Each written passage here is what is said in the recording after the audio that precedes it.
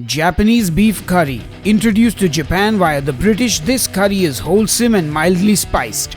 It's the perfect balance of flavors full of umami and a touch of sweetness. Served with rice, this mix of beef and vegetables in a hearty curry sauce is the perfect balanced meal. But let's see how Indians feel about this Japanese version of a curry. Horns up and welcome to a brand new episode of Headbangers Kitchen. And say hello to DCT Eats, who's going to be joining us today for the tasting. And we are making a Japanese beef curry. Yeah. And where have you flown in all the way from? I've flown in all the way from Bangalore. All the way from Bangalore. And if you don't follow him on YouTube already, make sure you check out his channel. I'll link it below. Once you watch his content, you'll know why I'm telling you to follow him. But we're gonna tell him to go and relax now while I go and cook up some Japanese curry. And if you've never had a Japanese curry before, trust me, you're gonna wanna try it. Anyway, enough jibber jabber, let's get cooking. This better be worth it. I've come all the way from Bangalore. Correct. And he reviewed their India food also. So check that out. True. Go watch that video. It's already out. Now for this curry, I'll be using beef stewing meat cut into small cubes. If you can get your hands on some chuck steak and cut that into cubes, it will be perfect for this curry. First, I will cook this beef and make a beef stock by using my instant pot because my Indian water buffalo needs a lot of cooking so that it's tender when you eat it. The meat and the water go into the instant pot and I pressure cook that for 30 minutes. While the beef is cooking, I slice up some onions. You want to cut them saute style, and this recipe uses a lot of onions, and that is where some of the sweetness in the curry comes from. Once that is done, set them aside. Carrots, mushrooms and potatoes are my vegetables of choice for this curry, and there is a Japanese technique to cutting these vegetables in a slightly disordered cut which I saw Adam Liao do in his video, and I tried my hand at it, but I'm pretty sure I got it all wrong. So I cut my carrots and my potatoes, and then the mushrooms I cut into halves, and then all my chopping is done. Next I take an apple and I peel it. This is also going to add some sweetness to our curry and is the secret ingredient. So I get a box grater and then I grate that apple and then I put it in a bowl and set it aside. Finally, let me show you the curry we're using, and I've got this SNB golden curry packet. I got the mild flavor, but they have spicier versions too. It has cooking instructions at the back and you can pretty much follow those for the recipe as well. You get various other brands of Japanese curry. Let me open the packet and show it to you. Now this comes in blocks and they have the thickener in there, so you just put these in the curry and it's ready. If you're using a curry powder, then you need to make a roux to thicken your curry. Anyway, let's check on the beef. The beef has now been cooking for 30 minutes. I open the pot and take out the cooked beef in a bowl and strain the stock. And you can see my beef is fully cooked, but it's still not fall apart tender, but that's just the nature of this lean water buffalo. Our curry starts with me getting my Dutch oven on the stove and heating up some oil. Then I add in my onions and saute them. This is going to be where we build up a lot of flavor. I also season the onions with a bit of salt. Now once they start browning around the edges, in goes my beef and I continue to saute. Then in go the mushrooms, the potatoes, the apple and the beef stock, and give it all a good mix. Then I add more water and cover it and cook. After about 10 minutes I open it up, and because in my universe carrots and potatoes don't cook at the same rate, I add in my carrots. Because for some reason there is an alternative universe where people cook their potatoes and carrots together and they both take the same amount of time to cook. Anyway, now the potato is cooked, the carrots are cooked as well, and it's time to add our curry blocks. Now cover and cook for a few minutes. I open it up, give it all a good mix, see that the curry is nice and thick, and then in go the final seasonings. Some ketchup, some Worcestershire sauce, and some soya sauce. And the curry now has a lovely dark color. It tastes perfect and has thickened up nicely as well. It looks so good. To serve, I plate up some Japanese sticky rice that I cooked in duck and chicken stock. I serve the curry on the side, and I garnish with nigella seeds and parsley because I didn't have sesame seeds and green onions. Anyway, that curry looks fabulous, and that's a perfect weeknight meal. And of course, I got a taste before we serve it up to our tasters. So good. Anyway, let's do the official taste test.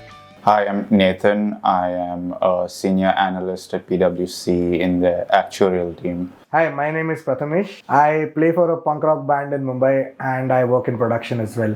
Hi, I'm Samantha. I'm a speech and drama instructor. I also work with CBT training. Hey guys, I'm DC Tarun. I run DCT Eats. When you think of the word curry, what is the first thing that comes to your mind? India. There's two things that come to mind, but the first thing would be a regular chicken, mutton, beef curry with rice. Second thing would be, those Japanese curry blocks you get, like chocolates, Yeah. those. Lots of different images, but usually something spicy, Okay. which is not always my favorite. The curries that get made at home. So the typical mutton curry and chicken curry with your regular Indian masalas. We have this one mix at home which has been in the family for decades now. So a typical like a mutton curry or a chicken curry with some grated coconut is what a curry normally is for me. Okay. And have you ever tried a Japanese curry? I think I might have. I haven't tried a lot of Japanese curries, but I'm not too familiar with the taste profile, to be honest. Yes, I did. Maybe last week I tried the Tokatsu curry at Kuraku, I tried katsu curry for the first time. Pretty interesting. I liked it. I've had Japanese curry at one of my friends' houses who is Japanese. Oh, okay. So you have some expectations to live up to. Love it. This is the kind of curry I would make with those blocks. The SNR or whatever. This is just perfect. But I'm yet to taste the meat. I'm kind of going through each component, so getting a dissection. absolutely. But good. Very homey feeling. Yeah, I could definitely eat this quite a bit. What a wholesome meal. So, Lovely. Love it. Thank you. Great job, man. It hit the right notes when you said curry and I took a bite. It instantaneously, it tasted wholesome. It tasted like curry, very very comforting. The meat has a bite to it. I think I would have honestly preferred it had it been slightly more, let's say, on the softer side. But this is also a style of meat that I actually enjoy once in a while, right? Which has a bite to it. Because the more and more you bite into it, you understand the flavors a little more rather than just being like soft and going inside. I like it. In fact, I love it. I'm wondering how would it taste without the beef? Will it add less of a flavor or more? Yeah, because we have used beef stock for the. Yeah. That's why it's kind of beefy. I don't get beef stock, so I use chicken stock. But this is amazing. This is a step above the regular cube curry I make. So I like my beef a little on the softer side. So that's one thing.